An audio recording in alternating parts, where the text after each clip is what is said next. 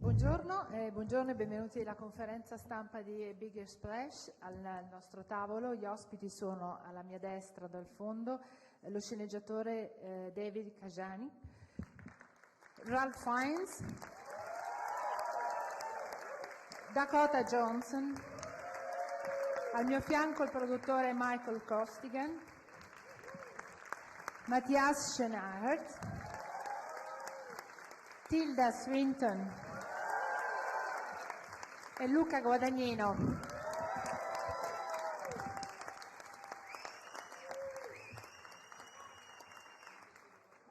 Vorrei soltanto ricordarvi che il film verrà distribuito nelle sale da Lucky Red e uscirà il 26 novembre. Ci sono già delle domande, allora molte mani alzate, cominciamo da lì, poi arriviamo da tutti. Prego. Un microfono qui? Un microfono qui? Come preferisce, tanto c'è la traduzione. Ok. I think the majority of the people at the desk are English, so maybe English is more polite for our guests. I represent Pantelleria News, which is the daily newspaper since 15 years from the island of Pantelleria. And I watched the movie this morning, and I would like to thank you very much, all of you, for what you have done in our island. Thank you very much.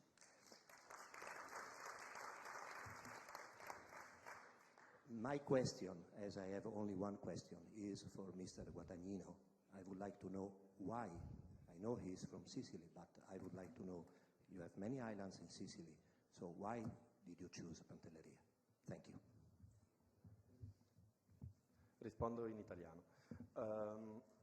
L'idea di Pantelleria non è legata al fatto che io sia siciliano, è piuttosto una sorta di istinto al quale ho aderito, che ho seguito quando l'idea di fare un film su questo quartetto, ottetto, abbandonato in un momento dell'estate,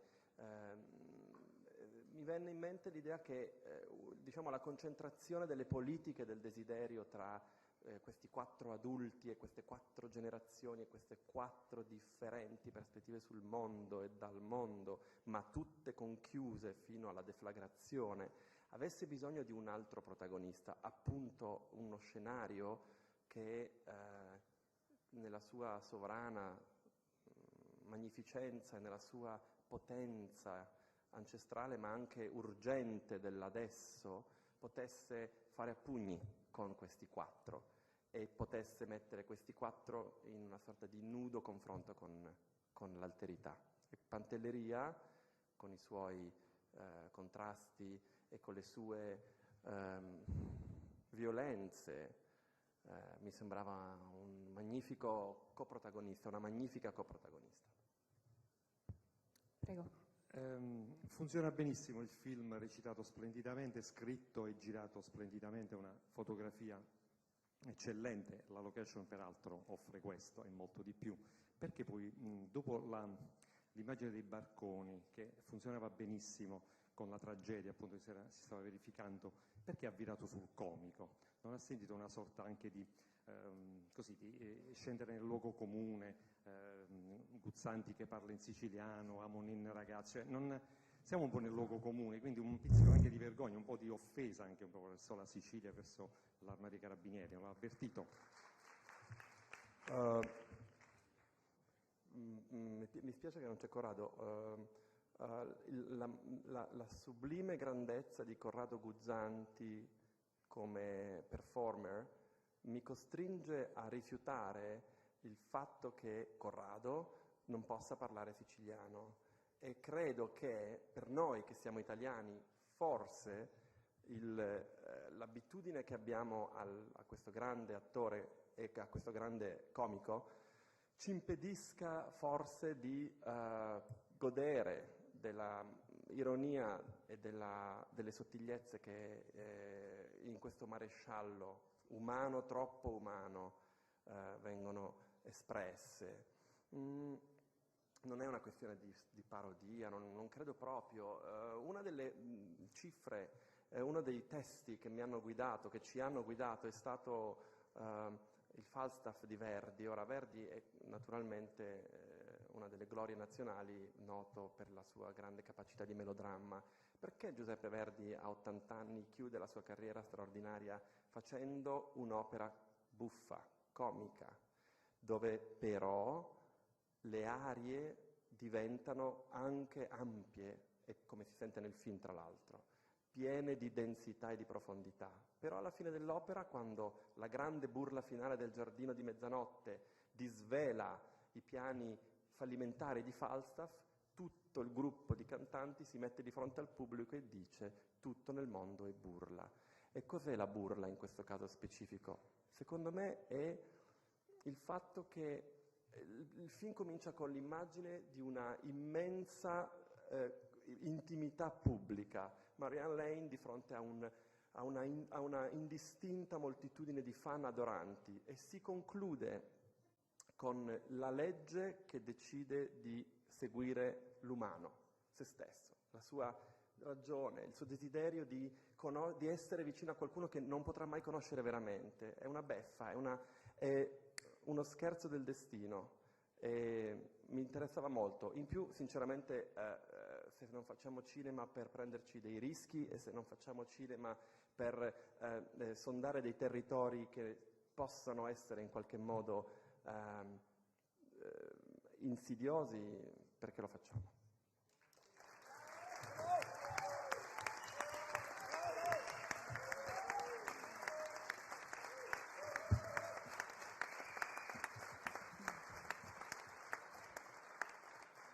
Jeroen Struijs for the Belgian newspaper The Standard. Dag Matthias. Hey. Hello, my friend. Hey. How are you? Now I'm your friend, okay. No, you're having a momentum here, or another momentum here with Yesterday, Danish Girl, and now this great film. I wanted to ask also, your character is more internalized, especially considering the character of Mr. Fiennes. Playing in a quartet, does that pull you up to other things, or do you really have to find that own internalized voice?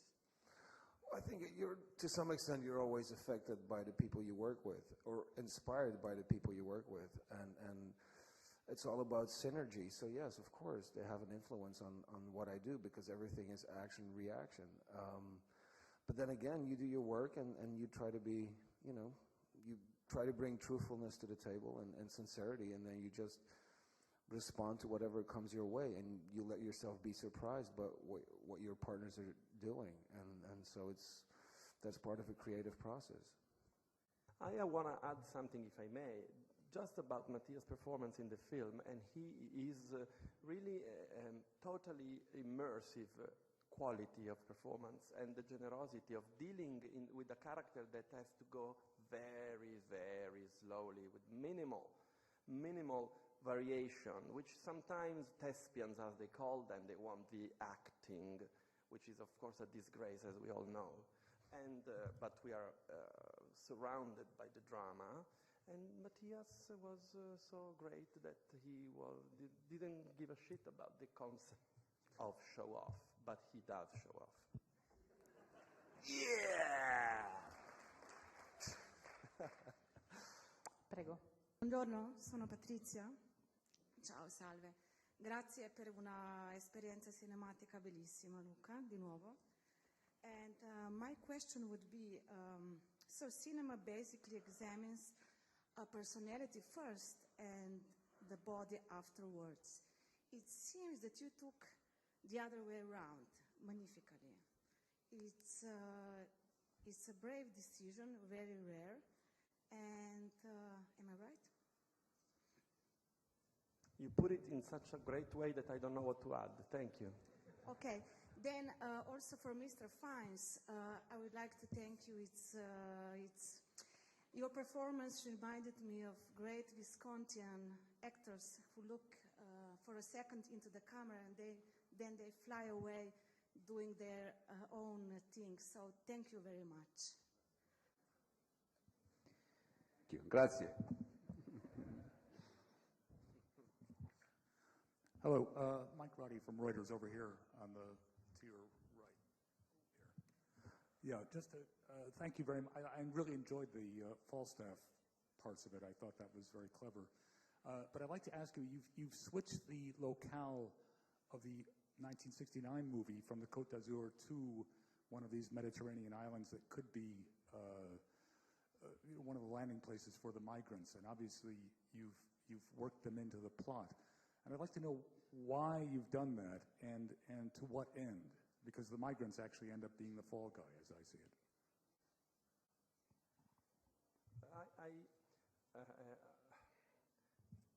Let me put it this way. I think that the idea of 4 people in a house dealing with each other is potentially inept unless the absorbed force of their own desires is questioned by the clash with reality and by another opposite force that brings them to the point in which they must understand who they really are. So I do believe that, as I said before, Pantelleria as a sort of zona di confine, I don't know how to translate, like a border place, is really demanding to be understood by this character and is asking them to pose themselves this ethical question.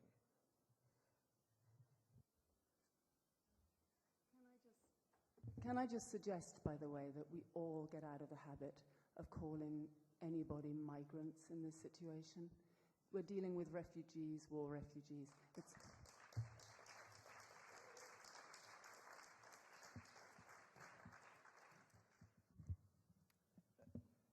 C'è una domanda lì?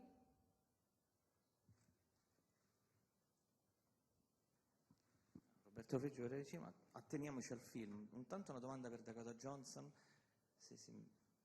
nel suo ruolo, diciamo, come si è trovata a fare una Lolita un po' ringiovanita, quello un pochettino me l'ha ricordato. E poi in particolare anche per Matthias, invece, come si è trovato lui con questo ruolo contrastato di persone che praticamente alla fine deve combattere, insomma, in tutto quanto, quindi come è stato l'interpretazione. In ultima domanda, presto per Luca, la piscina ovviamente era la base di tutto, però tu giustamente hai usato tutta l'isola, quindi è più giusto chiamarlo l'isola, non la piscina, secondo me, il film, quindi il titolo è più che adatto.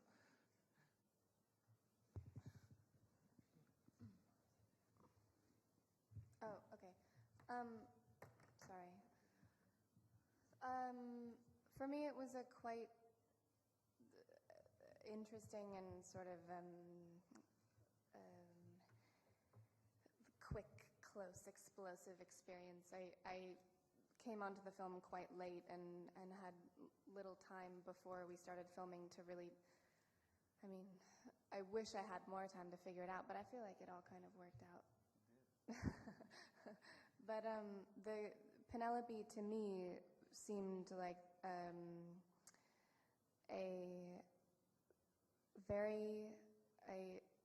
hyper-intelligent young girl who has this bizarre connection to herself and her sexuality and is trying to figure out what that means and how to use it and what does it mean to be a young woman surrounded by adults who she feels are her peers, and she has not had enough life experience to be a peer to these people, but I was fascinated by the writing, I was fascinated by the story, and Luca and I talked about it a lot. What else? That's it. Okay, yeah. The same. Well, the character I play is someone who was about to give up on life, like 6 months before the film starts. And so that's a very interesting zone to put yourself in, is playing someone who's trying to build himself up again and build his relation up again and try to find a new sense in life. And that's a pretty, there's a lot of, interesting soul searching that comes with it, because I think to some extent we all not to the extent that we want to commit suicide, but at some point in our lives, we all had the thought, like, man, I'm done with this. What is this crazy thing called life? And I think this film is, on many levels, all the characters, are stuck with that very question. And the question is, are we moving forward, or are we going back to a poisonous past? But for some reason it feels comfortable, but maybe it's better to feel comfortable, even though it's poisonous, than to move on and step into the unknown. So maybe you rather jump back in a pool that you know stinks, but you know the smell, so you rather stick with the smell instead of, build a new pool. So I don't know if that's an answer to the question, but I just felt like saying it. E Luca, forse per te c'era la domanda sul titolo, l'isola invece della piscina. Mi piaceva l'idea di l'isola come posto da cui non puoi fuggire è ovviamente un'occasione importante.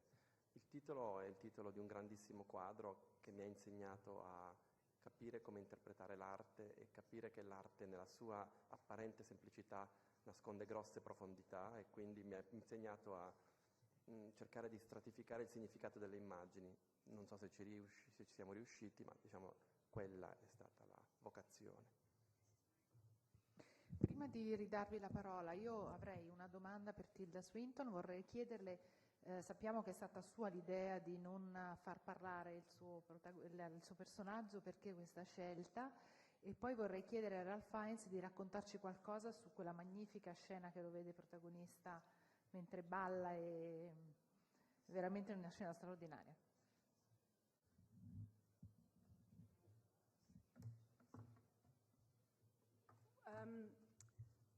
This film, I have a long-standing conversation with Luca Guadagnino, and we work very closely, pretty much all the time, on a variety of fantasies, and some of them become films, and some of them have yet to become films.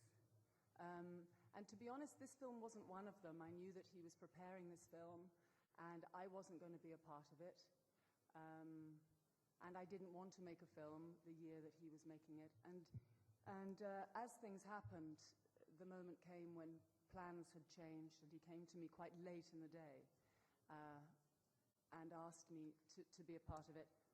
And it was a moment in my life when I really didn't want to say anything, even less than I do now. But I sort of figured out, against wanting to be with Luca in pretty much any circumstances, wanting to go to Pantelleria, wanting to play with these extraordinary performers and be with my colleagues, Yorick Lasso, great cinematographer, and work with Walter Fasano, great editor again, who are sort of family to me. How would it be possible for me to take part in this scenario? And the one thing that came to my mind was, well, I will come if I don't need to speak. And the more I thought about it as just being about me and my life, I started to think that this could be a contribution to this huis clos of these characters, who are all, it seems to me, fighting the fact that none of us can really communicate with one another, with words or with nothing else. It's a really tricky business, communicating between human beings. And given that the Harry character brings words and words and words, it occurred to me that it might ramp up the volume on the tension. So I proposed it to Luca, not knowing really how he would take it, and it might have meant that I didn't go to Pantelleria. But he said, let's try it. So that was it, really. It was a combination of me trying to bring something authentic from my own situation, my own life, which is what I like to do, because then it means I can relax. And looking at a way in which someone not speaking, particularly someone whose entire career has been about her voice, her identity, particularly in the eyes of Harry, it's been about her voice and her ability to contribute her voice. To take that away felt to me like too tantalizing a temptation. Sorry, Rafe, one little thing. I must praise the incredible sang-froid of Ron Halpern from Studio Canal, who has been championing this movie forever, is the head of production. And when we gave him the new draft, which was the shooting draft, like very close to the starting of the shooting, and suddenly Marianne Lane wasn't speaking, he said, well, you know what you're doing. Thank you.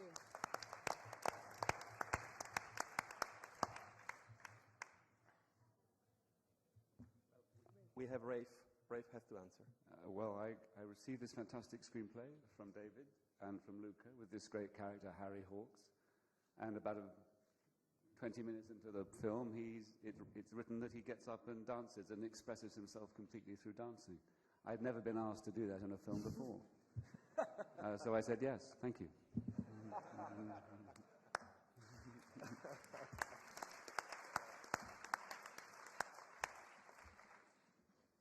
How many times did you shoot this scene?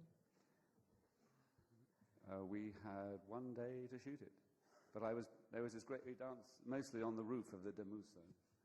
So I had lots of, in my free time, I would go to the house and I would have the song in my iPod and I would just dance. It was fantastic to just be on this Demuso and dance. No, thanks to Eureka, fantastic cinematographer, we got it in an afternoon. It was hot. Thank you.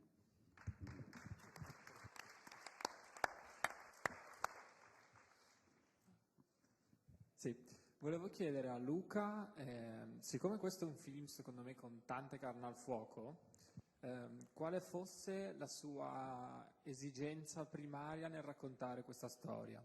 Grazie. Parlando di carne al fuoco direi che, siccome a me piace cucinare, ho il privilegio di conoscere diversi grandi cuochi, ho imparato che è importante, anche se usi tanti ingredienti, di tirare l'essenza di quegli ingredienti fuori sul piatto e di non confondere il tuo commensale. Nel caso specifico a me interessava moltissimo, come abbiamo detto diverse volte oggi, cercare di capire quale fosse lo stato delle politiche del desiderio tra persone adulte e come queste politiche si frangono, si scontrano con la realtà. Era, diciamo, il tema che mi interessava. Poi mi interessava anche giocare con un tono a cui non mi sono mai avvicinato, che era il tono della commedia. Devo dire grazie a David che ha creato queste magnifiche situazioni molto comiche, molto buffe, e alla sua capacità di virarle in un altro territorio più oscuro. Ogni film è una sorta di occasione, è una sorta di opportunità che è la generosità di chi ci permette di fare cinema, che vuol dire dai finanziatori agli interpreti, alla troupe, perché voglio dire si può anche non fare. Marco Melani, il compianto straordinario Marco Melani, diceva si può fare il cinema ma si può anche non fare. Io sono assolutamente convinto di questo. Se lo fai almeno cerca di sorprendere te stesso e le persone con cui collabori e di trovare la possibilità di un divertimento familiare, qualcosa che unisca. Ci sono delle mani alzate, altrimenti io approfitterei per chiedere allo sceneggiatore cosa vuol dire scrivere un film con Luca e la sua esperienza su una storia così forte, così potente. I've never had an experience like this before. My tenure has been working for studios in America, and they go about the process of creating what they create in a completely different way. And Luca invited me into a whole new paradigm for doing this. We pretty much lived together for a month and talked every day for a month before it was even a question of starting to outline the film.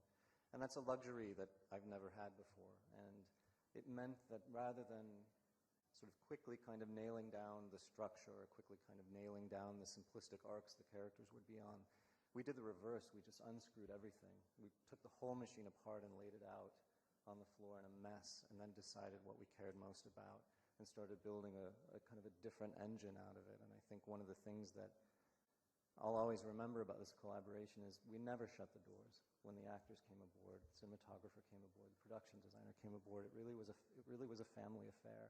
I've never had such a beautiful experience of working with people who lent their love and their concerns and their own sorts of anxieties in the most beautiful way to something that was living and growing in front of us all, and really wasn't finished until probably this very week in a lot of ways. And so for me it was a completely different, more human, more humane, more beautiful, and I think lasting experience. I'll never forget this way of making films. I could never go back to the other way now.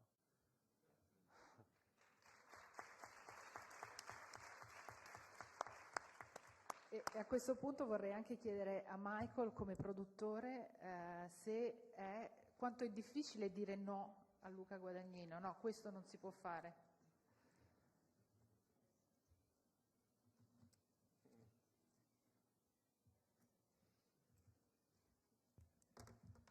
Well, it's definitely, I entered an Italian film, and that's, I think, for me, kind of the greatest pleasure of all of this. I think Tilda and others have spoken about it before, of this family that you joined, and I had seen I Am Love, and really joined this as a fan, so amazed by it. And I kind of see it differently in that what Luca creates is very unique experience for me as a producer, and I saw how it really brought the film to life. Someone was speaking earlier about cooking, and with Luca there's such specificity in creating a world and an order, but then very magically he finds this space inside of that order to create. You would come to the set and there were decisions and plans, and he still found this space, and I think you can hopefully see it in the film, because I really feel like it's with the performances. And frankly, with Dave Kojanek, who was there every day with us, which also was a giant luxury, which shouldn't be, but on all films.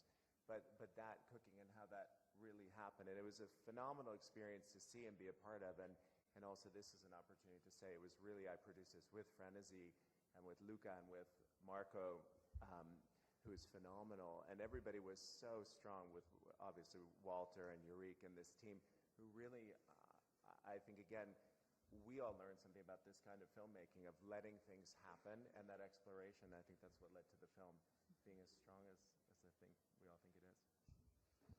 Il tempo a nostra disposizione è finito. Grazie a Luca e a tutto il cast del film.